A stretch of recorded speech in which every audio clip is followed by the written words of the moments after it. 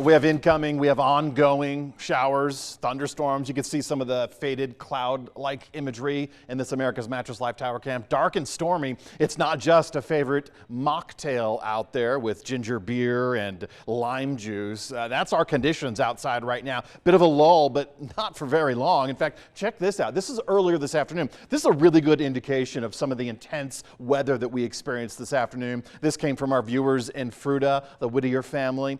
These are mammatus clouds. Now, generally speaking, you hear about this as a good indication that hail is about to fall, but this is indicative of severe active weather. So you could have lightning, you could have gusty wind. In the wintertime, this could be an indication of snow. So very unstable conditions when you see these clouds, and just be prepared for a round of interesting weather. And that's exactly what we've had all afternoon. We could argue when it started, but when I went to bed last night, the last thing I was talking about was, while the parent feature of this system is to our north in Idaho, we still have a good round of showers and thunderstorms last night in Wyoming, and we were catching the tail end of that all throughout the overnight hours into early this morning. We started our day, for many of us, with a clap of thunder as our alarm clock, but cycling through the day, these showers came through almost regularly. 1:30, 3:30, 5:30. Here we are at the 6:30 hour, and we still have very active weather. And my concern is, and we've experienced some severe thunderstorm warnings, some flood advisories.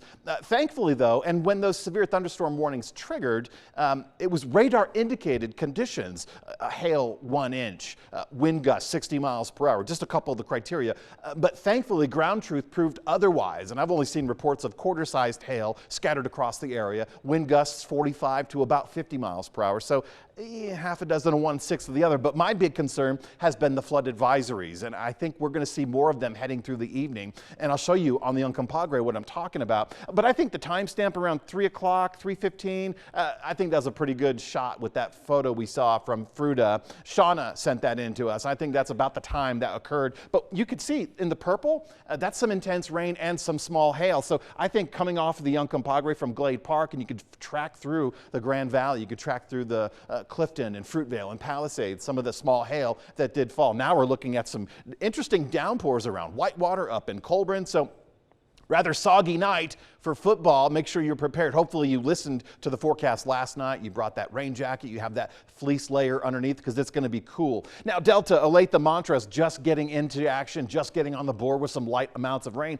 But the Uncompahgre as a whole, the Colorado Plateau, we're getting some heavy rain showers up there. That water needs to go somewhere, folks. So what was previously a dry stream or runoff zones, those are now going to get inundated. And if you were in the urban areas today, you saw some of the slow drains. You saw those intersections filling up with water. They've since been removed, but they fill back up. So it's a process, and it's going to be a slow one through the urban areas. So if you're driving a truck, just be mindful, or a car, be mindful of any pedestrians on the sidewalk, because you're going to end up a rooster tail of rainwater that's been sitting in the roadway. Checking in with the mountain zones, just a little bit of snow, not yet. We're going to wait until Saturday morning and Sunday morning to get some of that snow going, but just now picking up on radar. And those snow levels, folks, I mean, this is not going to be a widespread snow event. Yes, I've seen the social media posts from the Grand Mesa Nordic Council, you know, our cross-country track up on the Grand Mesa. Yesterday, they had 1 year ago yesterday, the photograph shows snow on the ground at their trails. So we have the same pattern, but it's going to be a little bit higher in elevation with the snow. All courtesy of this low pressure system, cold front. Watch how barely it moves through the state. It's going to be with us all weekend. Valley rain showers, mountaintop snow. We're talking above 11,000 feet, and we are going to be talking about several inches of snow.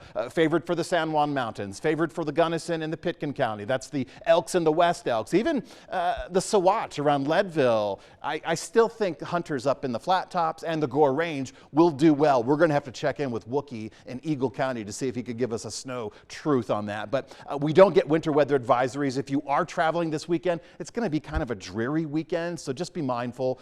Below 10,000 feet, roads are going to be slick with rain, slick with leaves that are on the ground. You can lose traction on that just as easily as you can on iced over roads. I wouldn't suggest going over Highway 6 Loveland Pass because you're going to be up above that 11,000, 12,000 foot mark where we do expect accumulating snowfall. So take it easy, relax, enjoy, maybe think about moving forward through the fall season and being better prepared for your vehicle, for your clothing outfits. But you'll see all the way through the start of the weekend, these lingering showers will continue. We're also blessed with these cooler temperatures. We're supposed to be in the middle 70s this time of the year. That's exactly, if not cooler, where we're going to be. I mean, Montrose, we're going to be in the upper 60s. So yeah, hooded sweatshirt, turtlenecks. I mean, come on, it's time to get that new wardrobe out.